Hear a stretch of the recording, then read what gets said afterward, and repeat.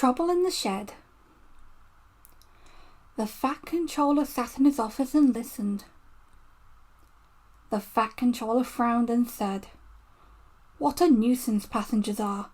How can I work with all this noise?" The station master knocked and came in, looking worried. "There's trouble in the shed, sir. Henry is sulking, there is no train, and the passengers are saying this is a bad railway." "Indeed," said the Fat Controller. "We cannot allow that. Will you quieten the passengers, please? I will go and speak to Henry." He found Henry, Gordon and James looking sulky. "Come along, Henry," he said. "It is time for your train was ready." "Henry's not going," said Gordon rudely. "We won't shunt like common tank engines. We are important tender engines. You fetch our coaches and we will pull them. Tender engines don't shunt." And all three engines let off steam in a cheeky way. "Oh, indeed," said the Fat Controller severely. "We'll see about that. Engines on my railway do as they are told." He hurried away, climbed into his car and drove off to find Edward. The yard has never been the same since Thomas left, he thought sadly. Edward was shunting. "Leave those trucks, please, Edward. I want you to push coaches for me in the yard." "Thank you, sir. That will be a nice change." "That's a good engine," said the Fat Controller kindly. "Off you go then." So Edward found coaches for the three engines, and that day the trains ran as usual. But when the Fat Controller came next morning, Edward looked unhappy. Gordon came clanking past, hissing rudely. "Bless me," said the Fat Controller, "what a noise!" "They all hiss me, sir," answered Edward sadly. "They say tender engines don't shunt, and last night they said I had black wheels. I haven't, have I, sir?" "No, Edward, you have nice blue ones, and I'm proud of you. Tender engines do shunt, but all the same you'd be happier in your own yard. We need a tank engine here."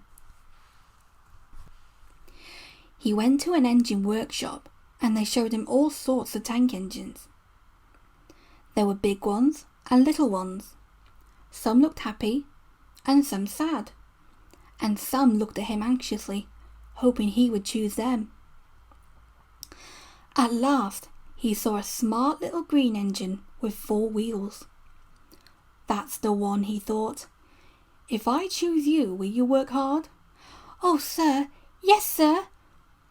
"That's a good engine. I'll call you Percy." "Yes, sir, thank you, sir," said Percy happily. So he bought Percy and drove him back to the yard. "Edward," he called, "here's Percy. Will you show him everything?" Percy soon learned what he had to do, and they had a happy afternoon. Once Henry came by hissing as usual. "Wheesh!" said Percy suddenly. Henry jumped and ran back to the shed. "How beautifully you wheeshed him," laughed Edward. "I can't wheesh like that." "Oh," said Percy modestly, "that's nothing. You should hear them in the workshop. You have to wheesh loudly to make yourself heard." Next morning Thomas arrived. "The Fat Controller sent for me. I expect he wants help," he said importantly to Edward. "Shh, shh, here he comes." "Well done, Thomas. You've been quick. Listen, Henry, Gordon and James are sulking. They say they won't shunt like common tank engines. So I have shut them up, and I want you both to run the line." "Common tank engines indeed," snorted Thomas. "We'll show them." "And Percy will help too," said the Fat Controller. "Oh, sir, yes, sir, please, sir," answered Percy excitedly. Edward and Thomas worked the line. Starting at opposite ends, they pulled the trains, whistling cheerfully to each other as they passed. Percy sometimes puffed along the branch line. Thomas was anxious, but both driver and guard promised to take care of Annie and Clarabel. There were fewer trains, but the passengers didn't mind. They knew the 3 other engines were having a lesson. Henry, Gordon and James stayed shut in the shed and were cold, lonely and miserable. They wished now that they hadn't been so silly.